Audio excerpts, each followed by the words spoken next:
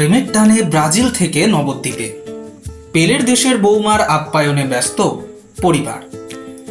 সুদূর ব্রাজিল থেকে ভালোবাসার টানে বাংলার নবদ্বীপের গ্রামে হাজির হয়েছেন পেলের দেশের কন্যা ম্যানুয়েলা অ্যালভেস দা সিলভা। আগামী শুক্রবার 7 পাকে বাঁধা পড়বেন কার্তিক মণ্ডলের সঙ্গে। নবদ্বীপের ফরাসডাঙ্গার বাসিন্দা কার্তিক মণ্ডল 6 বছর আগে সামাজিক মাধ্যমে তার সঙ্গে পরিচয় হয় ম্যানুয়েলার। বন্ধুত্বের সম্পর্ক ধীরে ধীরে রূপ পায় প্রেমে। এর মাঝেই মোবাইল নম্বর আদান প্রদান। ম্যানুয়েলার পরিবারের সঙ্গে কথা হয় কার্তিকের। অবশেষে পরিবারের সম্মতিতেই প্রেমের টানে ভারতে চলে আসেন ম্যানুয়েলা।